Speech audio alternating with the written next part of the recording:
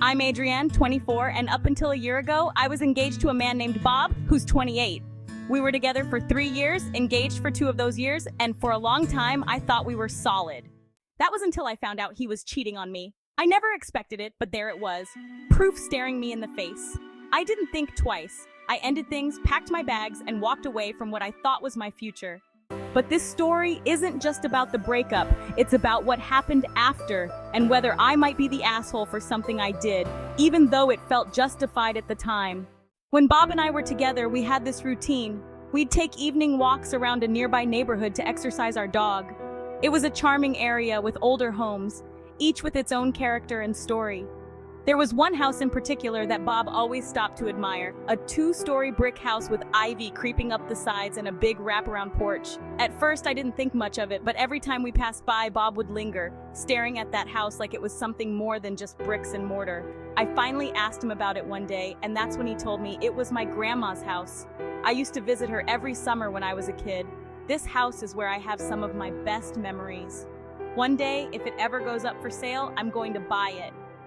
He'd tell me little stories about the house, how the front porch swing was where his grandma would sit and drink sweet tea while she told him stories, or how there was a little nook under the stairs where he used to go hide, taking his flashlight and some toys. He would play there in his little cave for hours. He even mentioned the blue shutters on the windows, saying his grandma had picked that color because it reminded her of the sky on the day she married his grandfather. Those details stuck with me. Fast forward a year after our breakup, I was still trying to piece my life back together, and I had moved on, or at least I was trying to. Then one day, while scrolling through real estate listings out of sheer boredom, I saw it. Bob's grandma's house was up for sale. My heart skipped a beat, and I couldn't help but click on the listing. There it was, just as he described it. The porch swing, the nook under the stairs, the blue shutters. It felt like fate had dropped an opportunity right into my lap. And I won't lie, a part of me wanted revenge. A part of me wanted to take something he wanted because he had taken so much from me when he betrayed our relationship. So, without telling anyone, especially not Bob, I bought the house. The process was quick. I had some savings and the price was surprisingly reasonable. Within a month, the keys were in my hand and the house was mine. Once I moved in, I couldn't just leave everything as it was. It still felt like his house, not mine. So I started making changes. Changes I knew would erase those memories he held so dear. First, I took down the porch swing. It was old and rickety anyway, and I replaced it with a modern bench that fit my style. I had the nook under the stairs demolished. I turned that area into a small pantry and storage area. I added a bookcase. It's in front of a window so it gets lots of light. And the blue shutters? I painted them a deep crimson red. The color is bold, striking, and completely different from the sky blue Bob's grandma loved.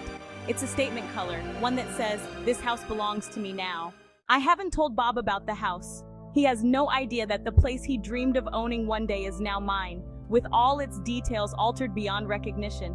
I've seen him a couple of times around town, but we've kept our distance. I can only imagine what his reaction would be if he ever drove by and saw the changes I've made.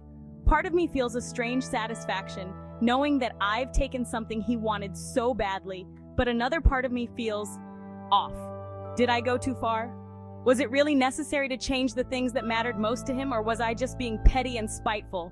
I guess that's why I'm here, asking for a verdict. Am I the asshole for buying the house and making those changes, knowing how much it meant to him? Or was this just a way of reclaiming my power after everything he put me through? Sometimes I wonder if I've just become the villain in this story.